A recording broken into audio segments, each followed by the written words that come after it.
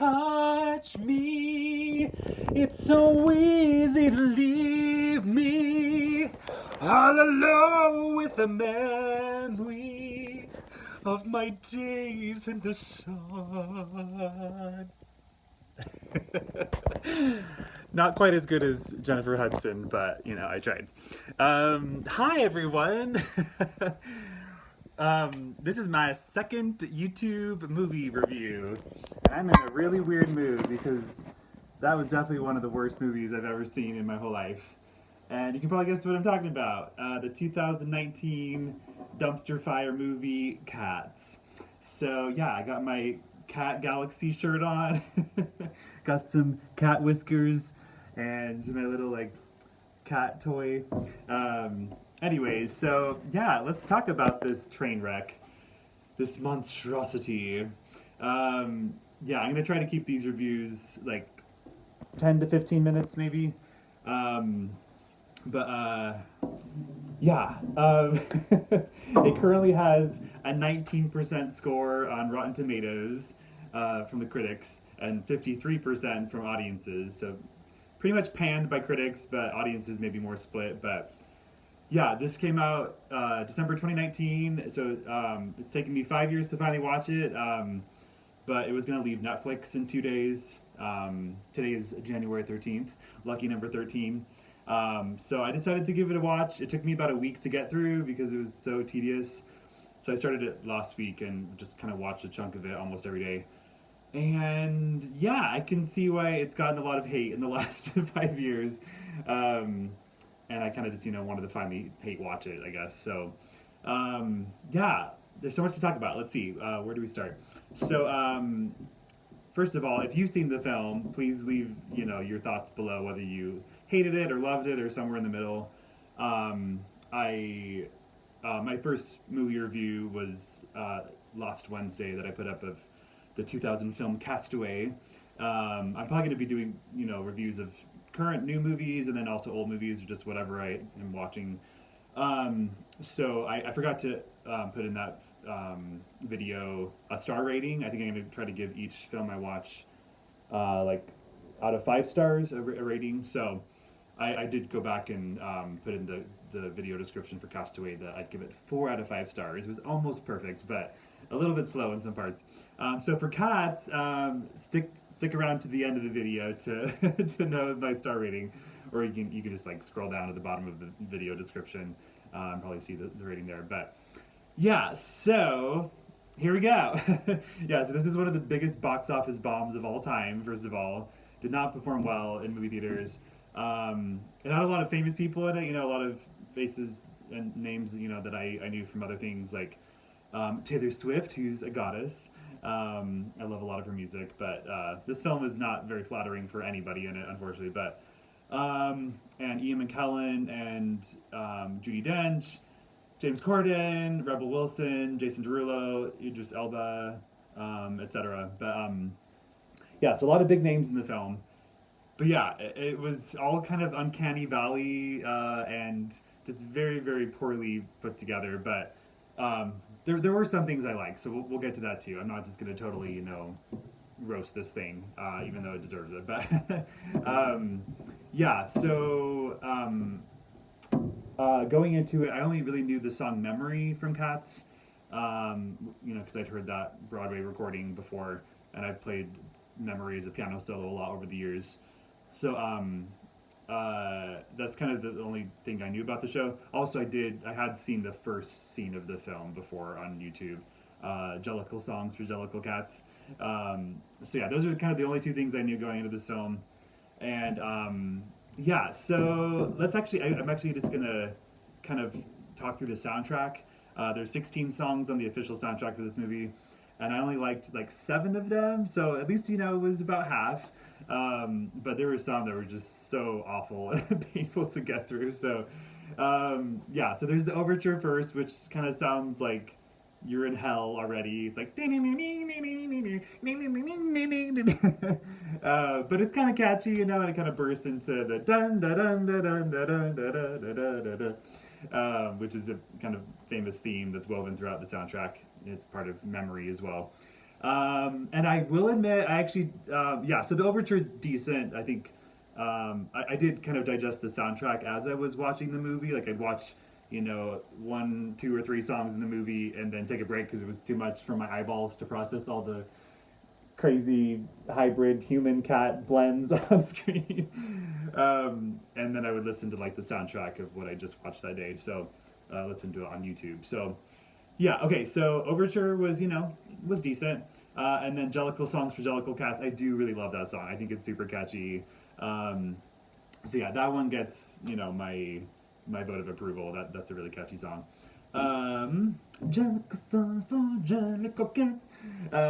Yeah, the word Jellicle is weird. It's kind of just said over and over throughout the movie, but it's kind of a sad concept of a movie because like this stray cat's just like abandoned in an alleyway.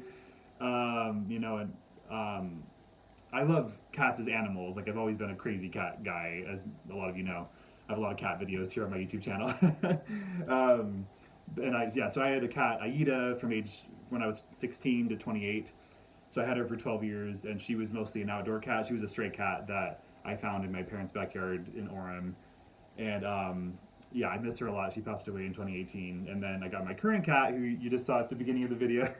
He's just kind of hanging out over in that area.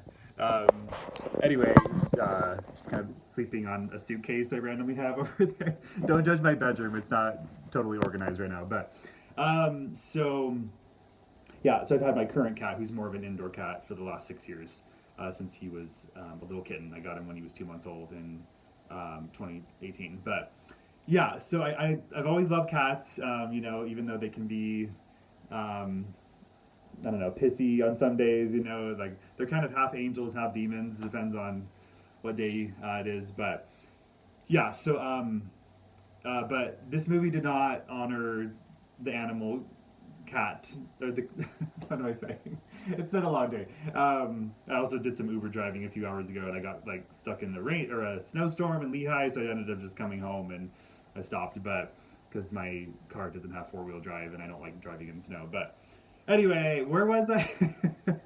Welcome to my brain. I'm in a really weird mood today, probably because of this movie. But so, what were we talking about? Oh gosh, my train of thought is a train wreck sometimes. Oh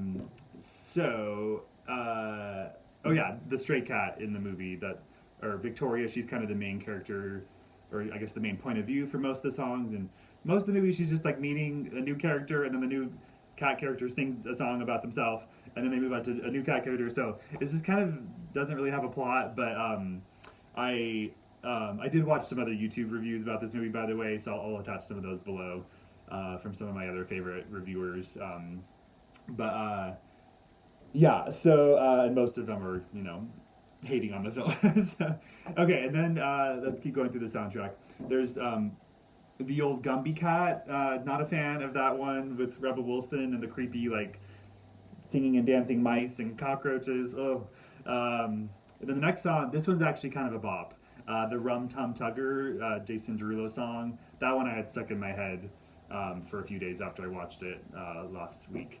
Yeah, that one's kind of a bop.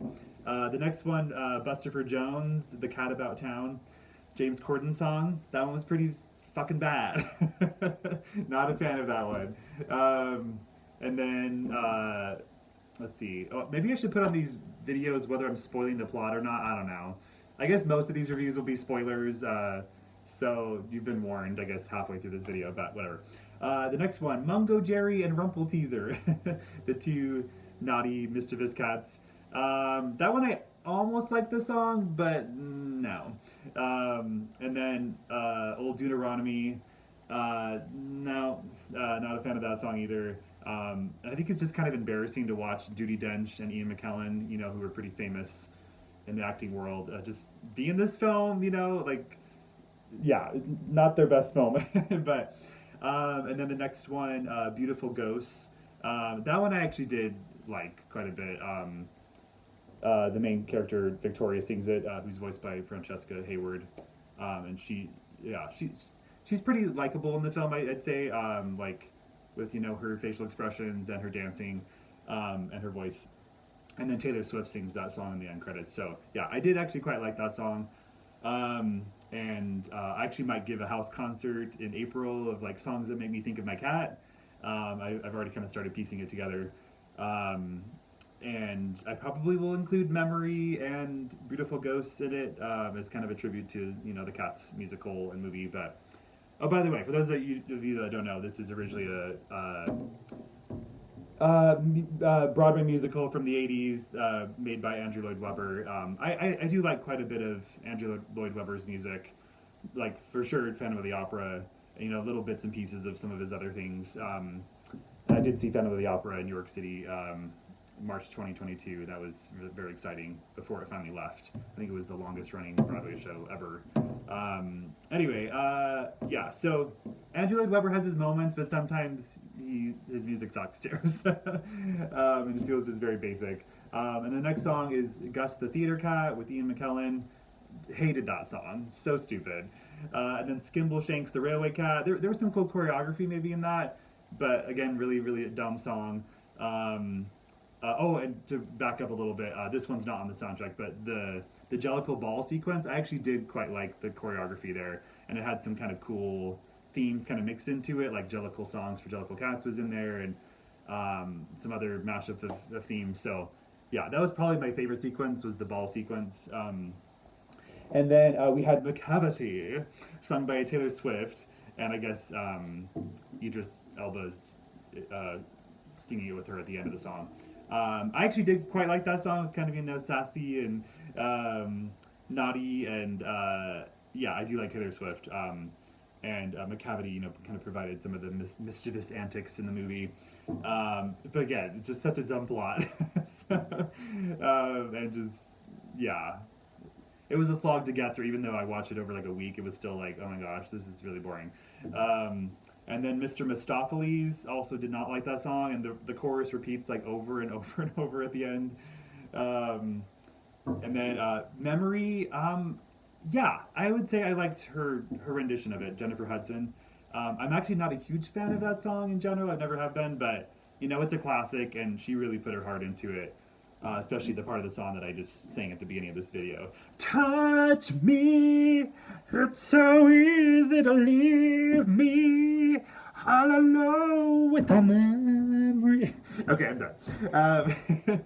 Anyway, okay, we're almost at 15 minutes, so I gotta wrap this up. And then the Addressing of Cats, that's Judi Dench's number at the end. That one's also really dumb, not a fan.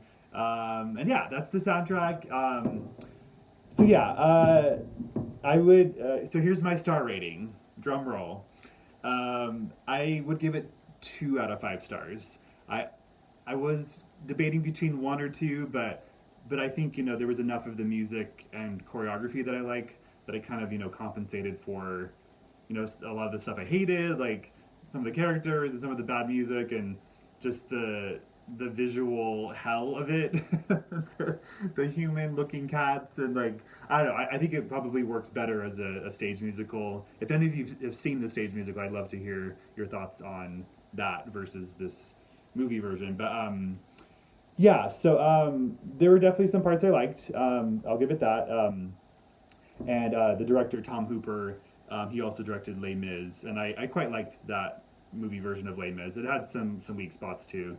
And I know Russell Crowe got a lot of hate for that film, but I didn't think he was terrible. But yeah. Anyway, so yeah, that's my review of Cats. Watched it just in time before it left Netflix on Wednesday, the 15th, and yeah, I definitely want to do a lot more reviews. Obviously, these are kind of